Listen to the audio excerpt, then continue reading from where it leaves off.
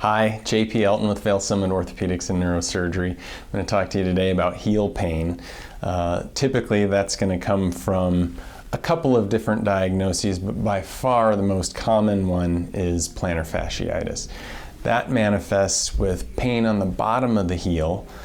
Typically it's worse with your first steps in the morning when you get out of bed, maybe after you've been driving for a little bit or sitting in the chair for a little bit and you get to stand up and you can feel this sharp, sometimes searing pain right on the bottom of the heel. That's something that's coming from the plantar fascia, which is a thick band of tissue on the bottom of the foot. It goes all the way from the heel bone out to the toes, but because it's kind of thickest and most concentrated at the heel, and because that's the first point where our foot strikes the ground, that's typically where we feel it. What's going on there can be some inflammation, but it's typically involved with a little bit more of a chronic situation where we've got some degeneration of the plantar fascia and even some micro tearing of the plantar fascia that can cause that pain.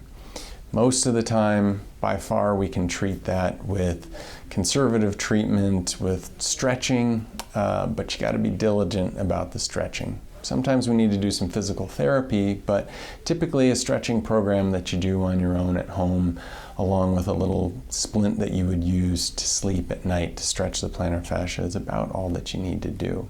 We typically don't do steroid injections for that, but we could consider some other injections such as platelet-rich plasma or even stem cells or something that are being investigated for that as well.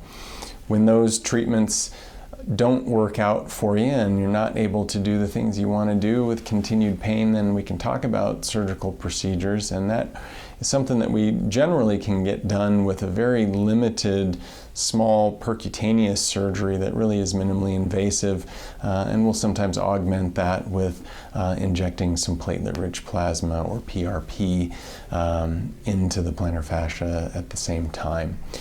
Something that's done as an outpatient basis that allows you to walk on it essentially right away, taking it easy for just a couple of weeks while things mend. Other causes of heel pain besides plantar fasciitis can be an entrapped nerve that passes around by the heel.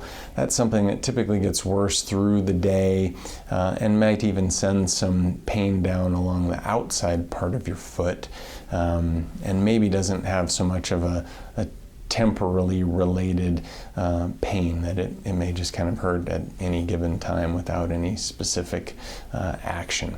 Of course, there's some traumatic injuries that can happen too, what we call a stone bruise, where you can hit the bottom of that heel real hard on the ground or on a rock or a stone, and that can actually bruise the bone, or in some instances even cause a stress fracture, which is something that we more commonly see in runners or people who are doing a lot of impact activity. More to come later. This has been JP Elton with Vail Summit Orthopedics and Neurosurgery.